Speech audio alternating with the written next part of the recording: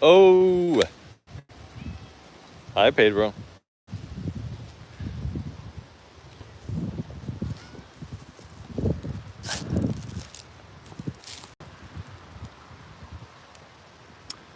Well, this is the first time that me and Mercury and Pedro have ever gone live on YouTube. I've been going live for a few years now on TikTok and Meta and other places, but this is the first time I've ever done YouTube. Uh, so maybe, maybe somebody will join me. Who knows? Who knows? Uh, So I don't know if people join her a lot on TikTok. You know what I usually do uh, over on other things while I'm waiting for people to join, sing a little song. I'm going to give you a little tiny garden tour. I'm going to walk around and give a garden tour here. I'm going to sing As Long As You Live in love. Let nothing trouble you. Life is only too short, and time takes its toll. Why, hello! It looks like there's one person watching this. I was just saying, I go live on TikTok and Meta all the time. It's the first time I've ever tried on YouTube. So I'm going to kind of take a look around my garden here, talk about it, do kind of a little mini garden tour, I guess. I don't know what else to do here. If that one person out there has questions about my garden, feel free to ask. I'll try to answer. I have a plan tonight. What I was going to do is going to kind of look around my garden, see what was interesting. This is my Zone 1 garden. It's a good place to start. And there's, this is it. I did a recent video giving a little tour of this garden. So I don't know what to say. I'm afraid that my neighbors think that I'm videoing them, so I'm going to kind of sneak this way a little bit, keep talking. We're going to look at some cool things. I've never done like kind of a detailed view into some of these beds, so I might kind of do that. Here, I'm in a keyhole bed now. So these are the kind of keyhole gardens, just like in my book, The Key to Abundance. Actually shows all of my garden plants. If you're looking for that sort of thing, they're the real world garden plans that I have used. Now, to my knowledge, it's the first permaculture book of its kind that doesn't just have theoretical ideas about garden designs and guilds, but it actually has.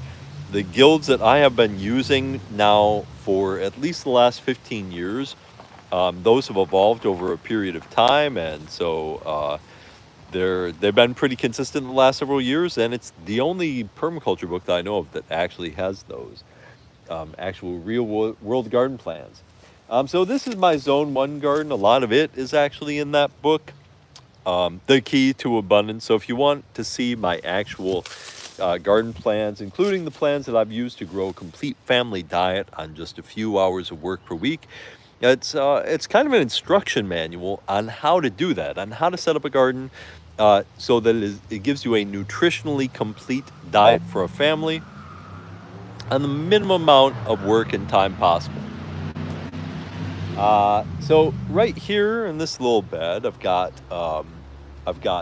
chives. This area earlier in the spring had some sorrel. It was the last year that sorrel has lived. I'm gonna have to plant a new sorrel here. So I harvested it. I kind of moved it around a little bit. Now I've got a walking onion coming in here. I have this this mountain.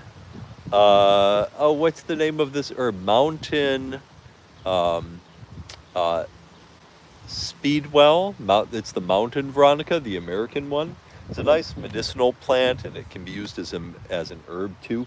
And I've got this native mountain mint here too. I guess it's a little native mountain guild.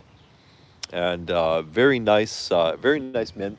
And Turkish rocket. Well, not a mountain plant, so but one of my favorite perennial vegetables growing in here. I like having some of these sorts of things in my zone 1 garden. And the rest of this keyhole, you can see I've got a sea kale over there. I've got rue as another herb. In my zone 1, I've got a lot of herbs. I've got another kind of medicinal salvia over there that I also use. I've got crones all through it. And I just added a lemongrass and a wormwood. My last wormwood died. So in this bed, it's kind of a nice mix of some perennial vegetables. Obviously, walking onions everywhere. So one of my favorites. So walking onions go everywhere in here. And yeah, and of course, these keyhole style beds are always fun because they have the compost piles in the middle of them. So, and they're designed to actually catch water, have water go into them. So they're self-watering, self-fertilizing beds with a nice place to sit in the middle of them, which makes them comfortable places to garden. It means I never have to step into any of my beds. I just have these beautiful peas behind me here, looking pretty good. Looks like I'm starting to get my first real decent harvest of peas coming in, along with some kales coming in there. So again, almost all my gardens are always going to be polycultures. And this keyhole bed is kind of fun because I never have to step into the bed, helps maintain the soil, has this compost pile in the middle of it, so it's self-fertilizing, self-watering, really radically grows soil fertility over time. So kind of my favorite way to really design garden beds. Again, some old sea kales in this, another round of peas coming in this keyhole bed. So that's 2 of the keyhole beds in my zone 1 garden. And what else do we have?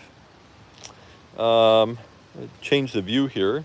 Now, of course, I have my herb spiral set up with these stepping stone paths that also have lots of herbs, like this creeping thyme, lots of thymes all through here in the stepping stones. I love to minimize any sort of wasted space. The walking paths that have mulch have been inoculated with wine cap mushrooms. I'm just starting to get the first few of those this year. Hopefully this fall will be a big harvest of wine cap mushrooms as well. Also creeping chamomile. I really have a lot in this garden area. I've got a lot of this, one of my favorite plants. This isn't the regular arugula. This, as you can tell from the flower on this, is the wild perennial arugula. So it tastes a lot like normal arugula. Some people say that it's a little milder in terms of, which is nice, or a different flavor. But you can tell the leaves look like arugula. They have the same great arugula texture. So I love to eat them.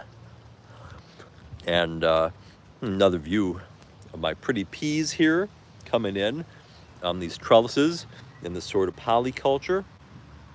I really try to never have this much crowding in around my plants. To me, this bed is a little weedy.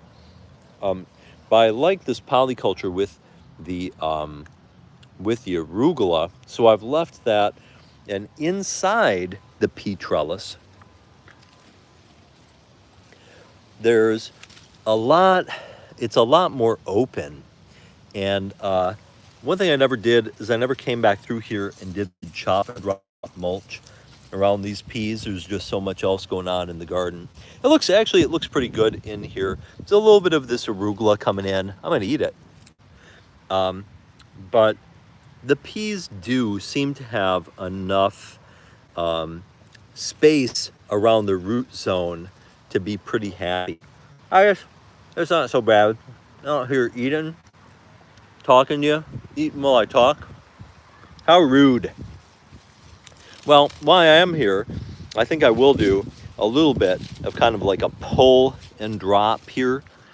just to make sure that this bed maintains its fertility and that there's not a ton of weeds. I want to keep this horseradish here. I'm not going to try to get rid of the horseradish. I like it here in this bed as part of this polyculture. But it's a great chop and drop plant. I have my chopper with me. I'm just going to kind of like do this, lay down some of these leaves, do a little mulch with them. Don't look pretty bad. Actually, there's a lot of space in between any of the crop plants in this bed that have been mulched. So that's kind of what I go for in all my gardens. I try to get, as much density as possible while still maintaining a lot of space around the plants. Like over here in this keyhole bed, I have the salad burnet that is setting seed and kind of dying back for the season already. It's one of my favorite herbs. I think my cat's kind of knocked it over too. And inside the bed, I have another type of sage coming in, and I have this perennial kale that is a long-lived perennial kale. And other than the ground covers of some of these, this stuff. What is this stuff? Violets in there. I'll probably mulch this a little deeper when it gets a little bit bigger, but there's a nice space around this kale plant. And so, my gardens tend to look pretty dense when we see pictures of them, but I try to maintain a lot of nice space around things. I'm growing this medicinal lunaria. I like lunaria. I use it as a salad plant. I eat the flowers. It's a medicinal herb as well. And I tend to let it sow, and wherever it comes in, I let it go. Over there, there's what looks like grass is actually garlic chives. So there's a clump of garlic chives. There's about a foot in between these things, and then that large lavender over there, and the Egyptian walking onions, one of my favorite plants. There's another speedwell over there, and some chives, of course, and a clump of walking onions. So this is the kind of density that I really go for in a high productivity bed. And you can tell there's lots of chop and drop here. So this is not one of the beds where I'm trying to make it look pretty for guests. This is a functional garden. From the driveway, hopefully this garden looks very pretty. But that's kind of the trick that I play in with a lot of the aesthetics. Is the aesthetics and how a garden looks to me are very important. And people tend to like this garden. They say it looks pretty. I get a lot of compliments for it in person and online. And so what we're trying to do is make the edges, where the things that people see first, neat and tidy and well organized, and have repetitions of colors and forms left here. And if you get that right, it fools the eyes. People see that nice, neat tidiness and the prettiness and the repetition of color and the form and the play of all of that. And then they'll say, oh, it's a pretty garden. Look how neat and tidy it is. But then once they look in there, if they look, they'll see all those chop and drop mulches and stuff like that, and these ground covers